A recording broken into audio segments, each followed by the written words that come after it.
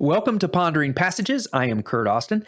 Today we're going to be talking about Psalm 142, a beautiful passage. We want you to join us with that. Maybe take a minute to read it slowly, carefully before we dive in. I think you'll find that it brings truth that God is there for us if we can just look to Him. So join us, come back, talk to us, talk with us about it, and we'll see you soon.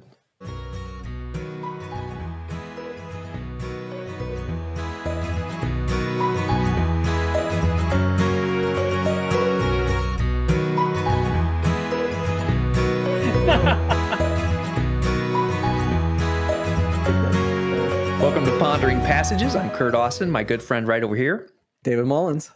And two of us together are going to be talking today about Psalm 142. I liked it. I liked this psalm. I liked the actually, I will say I've cheated just a little bit, and I've looked through the end of the book, and I like what's coming up. I like all of them. So even next week's. Even next week's. Okay. Even next week's. I think they all kind of they ride out, right? They ride out and end well. So anyway, we are on 142 today. If you are new to Pondering Passages, we read the same passage every day for a week, and then we get together, we talk about that passage and what that looks like, what it meant for us. We are not biblical scholars. We are biblical students, and so this conversation really is an offshoot of what it is God has said to us during the week. Now, in full disclosure, I did read a commentary about this week because I wanted to kind of have a good understanding. Oh, you don't have to go back. I don't. A good understanding is to see if what I was thinking was true.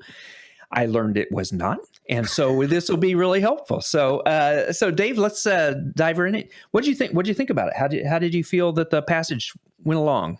Well, I had some of the passage actually highlighted from other times when I've read it. So it spoke to me then. It spoke to me now as well, especially a couple of verses. Yeah. This week, so I was thinking about this, Dave. We are doing this in time and space, right? So our conversation does not stand alone. And I was thinking about that, when we started with the Psalm 69, 74 weeks ago. Yeah. So I was thinking about that 73 weeks ago. I was thinking about that. We probably say stuff like, well, this is happening or this is going on. And that may not, ring true with if somebody watches it for the first time. Right. And I was thinking about this particular passage, and this particular week has been kind of tough for me. I've not enjoyed this week. I've got the week off. It's the holidays. Lots of stuff happening. Which holiday is it? Every one of them, right? So it's New Year, Christmas, Kwanzaa. You call it out, and Festivus. that's a Festivus for the rest of us, and Hanukkah, and so all of those things are going on. And we took the week off so we could be with family and with friends, and you and I have a tradition of our families getting together over the New Year's that we would love to do, and all of those things kind of fell through because we are trying to be very cautious, and it stinks. It just stinks, Dave. I hate it. Because there's this thing, if you're watching this in 10, 15 years, which I'm sure you probably might be, we're dealing with this thing called COVID-19, and it's just hanging on and it's not letting go. And so that's one of the challenges. So I was discouraged this week. Just discouraged. I was, we'd had plans with neighbors, we had plans with family, and one of our family members came down positive for COVID, so that changed that, and then because we had been exposed, it changed that, and so anyway, and so Dave and I vented. Dave didn't. Dave was very understanding and listened carefully, but I vented, frustrated, discouraged, angry, and a couple of these verses were helpful. Yeah, which ones? Well, I liked verse 5. You parroted back verse 3. Yeah. I don't think you believed it. You just parroted it. You just like, when I'm overwhelmed is how it kind of went up. What I really liked about verse 3 isn't the when I'm overwhelmed. It was the second line. You You alone know alone. the way I should turn. And that's true whether I'm overwhelmed or not. And it's Yeah, it's just something that and in fact in my Bible is that second line that is highlighted, not the first. mhm. Not the third or the fourth. It's the fact that I need to be reminded that God is the only one who knows the way I should turn. And so for me, it's really trying to get on the same page with God, because it's when I'm not on the same page that things tend to go south for me, so to speak. So, as part of the Pondering Passages network, we have ponderingpassages.com, and on that is a blog specifically about verse 3. So, if you go there and you look it up, it is about being overwhelmed, but it really lands on the fact that you alone know. Yeah. God alone knows. And so I think, and honestly, I wrote that in response to my friend Dave encouraging me with that passage and what it is that we've kind of been going through. And God knows. Yeah. It's okay. God knows. Now, for some perhaps historical context, this says it's a Psalm of David when he was in the cave. Now, whether David actually wrote this in response to being in the cave, we don't know for sure. It could be a psalmist that wrote this and then looked for a historical situation that it would have fit. And he found David was in the cave a couple of times, Right. both times hiding out. And so, scholars aren't sure which cave event it was, but nevertheless, when you're in a cave, it's probably not for a good reason. And even Plato talked about the cave and different things. So it's an interesting, I think, image to being in a cave, and I think it does speak to being overwhelmed and complaining.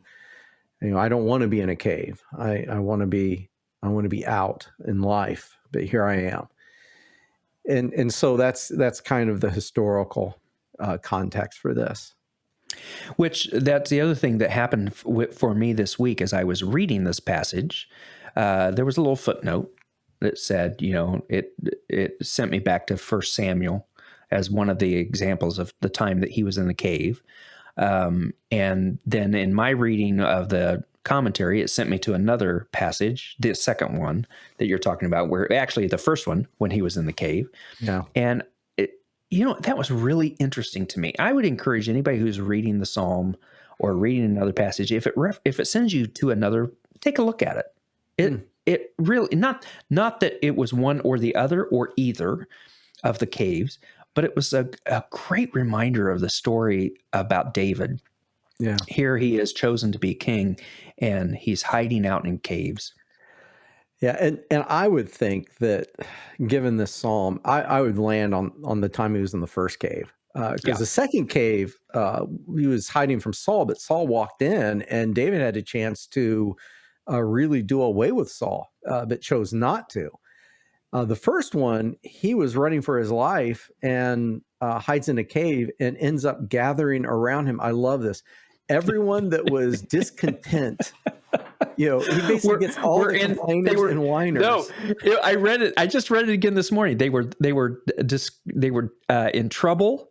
They owed money, or they were just discontent. 400. He ended up having a team of 400 malcontents hanging out with him. That's what the king brought together, was King David. Yeah, that was just excellent. Yeah, it was. And so I'm thinking, I think this would be, if that was my situation, this would be the prayer. The second time, Saul's coming in there, I would thank God for the opportunity, to get out of the situation, stuff like that. But here, yeah, that's great. So that's great. Well, let's spend more time on this passage, because this is I thought the psalm was wonderful because it represented a cry to God. Yes. And a landing in a place of, where do I put my faith? Where do I put my hope? Yeah. So verse 5. Yeah, and in the first cave event, he did go, and I think it was his father and brothers went to him when they found out. But I think there's probably a time when he was there by himself, and Yeah. I could see verse 4. I look for someone to come and help me, but no one gives me a passing thought. And some of us kind of have this sense all the time. Yeah. No one will help me. No one cares a bit about what happens to me, and that's kind of our mindset, that it's all, if it's going to be done, I'm going to have to do it. No one's going, there's no Superman, there's no Batman that's going to come to my side. Yeah. And it's a very lonely place to feel like it's all up to you. Yeah. And even when we're surrounded with people, we can still feel this way. Yes. Yeah. Right. That everyone's caring for themselves, that they all have their own agendas, and no one is going to care about mine unless somehow I can work my agenda into helping their agenda. So I think it's I think it's a psalm that can speak to a lot of us. Yeah. And then verse 5 for me is the one that I loved. I really loved it this week. Because for me, when I pray, then I pray to you. There's a turning, right? So it's not a when, or it's not a it's then I pray to you. So all of this negative experience that I'm going through shifts when I change my focus. Then I pray to you. You are my place of refuge. It's not the cave that I'm hiding in. It's not the malcontents that I've surrounded myself with. It's not the loneliness I'm experiencing. It's you. You are all I really want in life. And that's the line I highlighted of this verse. The you are all I really want in life. And the sense was this goes back to the Levites, because when, early on, when the promised land was being divided up with all the tribes, the Levites didn't get a tribe. I mean, they didn't get a land. They were to serve the Lord, and the Lord was to be their portion. And I think if you look at this up in some other translations, it will say, "You are my." Is it portent? Mm-hmm. Portion. I think portion. It's portion. Yeah. Okay. And that's what it's they feel it's referring to, this whole sense that I have no support other than the support from you, Lord. Yeah. Because their support was to come from the giving of the people. For the Levites who were serving in the temple and serving in all these capacities. They had no land, but the Lord was their portion. Which, if this is written by David, he at this point has no place to go. Yeah. Right? He's got nothing. He's got nothing he can call his own. Yeah. You read through those couple of chapters, and he's just wandering. Yeah. He's going from place to place. He's saying, "Hey, can you take care of my mom and dad while I'm out?" And leaving them in one place and then going off to another. And the interesting thing, you mentioned King David, and he was God's chosen for the king, but Saul was actually still the king. Yeah. So it was this weird time where he was the king, but not yet on the throne. And the one that was on the throne had been rejected from that, but yet he was still there. And sometimes you look at it as the time that we're living in.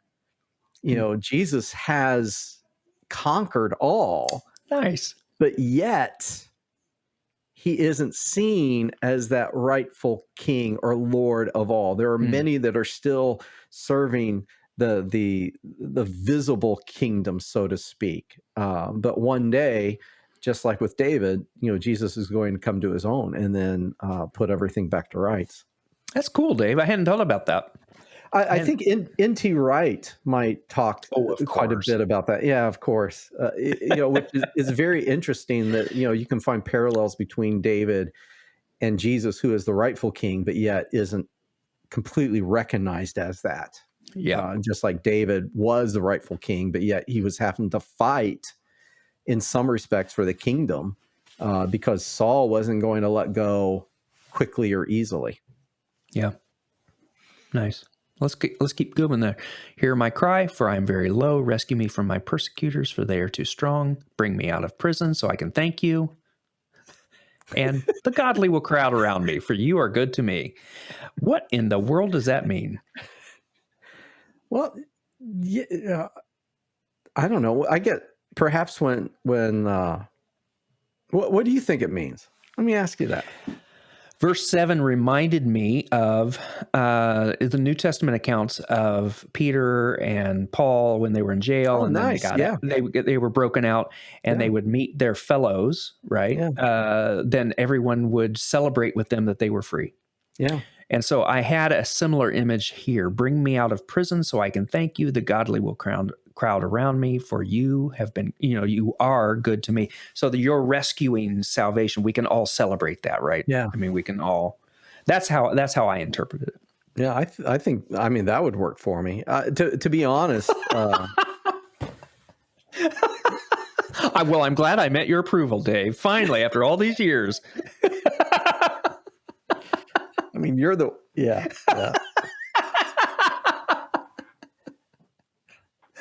Yeah.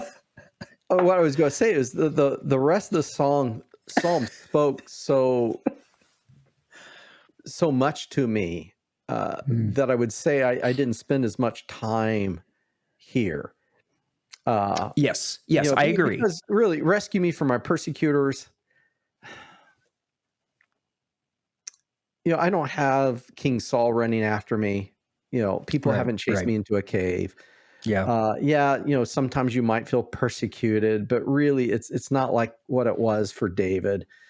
Bring me out of prison. I mean, that could be reinterpreted. Bring me out of depression. Bring me out of this headspace that I'm in, the stinking thinking, as some people might say, this self-talk that I know isn't helpful. Bring me out of this so that I can thank you. And it's in that gratitude, I think, that draws people. Because let me ask you, who would you rather be around, Curt? Someone that seems to be grateful and have a lot of gratitude, or someone that's just kind of bitter and ungrateful for everything? Yeah, absolutely. And I think that's the trick, right? Is that with this passage and with our lives in general, is making sure we're turning our eyes back to God. Yes. Because if all of our eyes are focused on the prison, on the cave, on the persecutor, on the traps, then we will only live in that negativity. But when our eyes are turned back to the only thing I need is you, God. Yeah. You're the only one who knows. You are my portion. Yeah. You have rescued me from the cave, and everybody's going to. I mean, when it really, this whole passage has both sides of this, and it's a great. That's why I really like this passage. This psalm is because it has both sides of it, and we have to figure out, where do we live in that. And why I appreciated, folks, this week, that as I was spewing what is stinking thinking, as I was living in that. This passage spoke to me and really did help me. Now, it didn't change circumstance. Correct. Yeah. We still are where we are, but it changes my perspective. And because of that, huge. Because of that, now I am motivated to.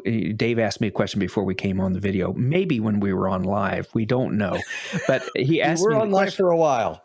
What motivates me? What is it that's motivating me to do that? Well, I'll be honest. One of the things that motivates me to do this time with David, the reading the passage every week, is because I want to have my eyes in the right direction. Yeah. Yeah. And I can very easily fall off the rails. And my experience is not unique. Right? We could just say we very easily fall off the rails, because we all do. That's why the Psalms resonate so much with us over centuries. As you're talking, there's something I've been rolling around in my mind. It's something we've talked about before, and that's the idea of orientation, disorientation, and reorientation. Yeah, absolutely. And what I realized this week was, I have certification as spiritual director from Epiphany Association. They have a pattern called the from, to, from through to pattern, that you're always going from something through something and to something. And I realized it's the same thing. Yeah. You start out with your orientation, then there's something that you go through that disorients you. And then you're trying to find a reorientation. And so the question is that I hear you saying, Curt, and for me, as we talked before about our plans for next year, is how can I start out each day with a reorientation? Because that reorientation leads to a new orientation. As opposed to waiting until the end of the day. Yes. Yeah. How do you start out at the beginning and say, okay, I'm going to be reoriented? What are some of the things that I need to do every day to reorient myself, to put my eyes on you? Because I will take them off. I do it constantly. It's very easy. I get distracted. Squirrel. Yes. It's that easy. And so how do I reorient myself? And maybe not even every morning, maybe, throughout the day. How do I reorient myself? To find that. I don't think it's every morning. I don't think it's every day. I think it's all of those things. Yeah. So I've been thinking a lot about the fact that, and I didn't get a chance to talk to you about this before we started, but I'm really hoping to implement into my life a writing retreat at least once a month. I mean, I think that's really important for who God has created me to be. Well, that's part of that reorienting. It's interesting. I showed you that I had copied the text from a devotion that I've been reading all year. And today is the last day of the year. It's New Year's Eve, spending it with my friend, at least a little bit. At least digitally. And then I heard a quote watching the thing on HBO Max about the Colts, which the greatest team ever.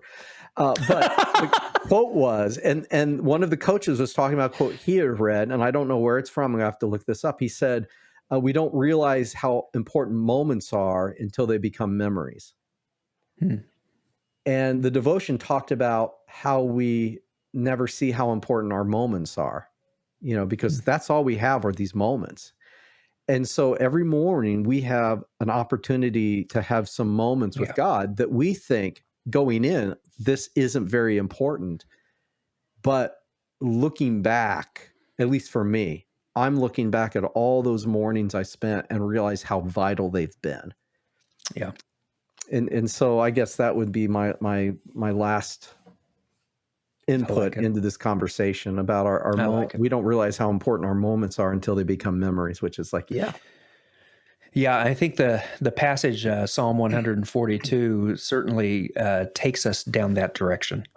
It's important that we do that. And I think as we are talking about this and we're thinking about a new year, because it is New Year's Eve, maybe not putting all of our stock in resolutions, but in fact, those minute by minute decisions we make to reorient ourselves every day towards the new year and a new life, and what it is, focusing on God's portion for us.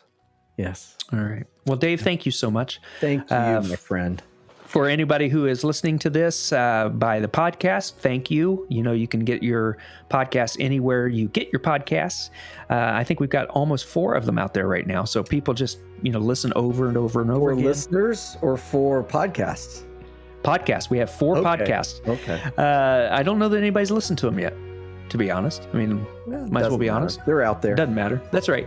And we have our blog, we have our website, we have Facebook, we have Instagram. Like us, love us, click us, whatever you do. And we would love to have you following along, being a part of the conversation.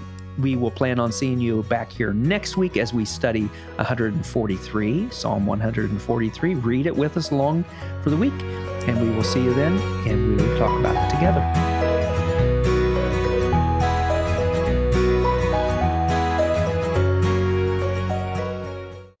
Welcome to our live stream. Our unintentional live stream. Man, I'm glad I saw that. Wow. Yeah, but we really had jumped right into it. That was pretty good. That wasn't bad. Disney Plus.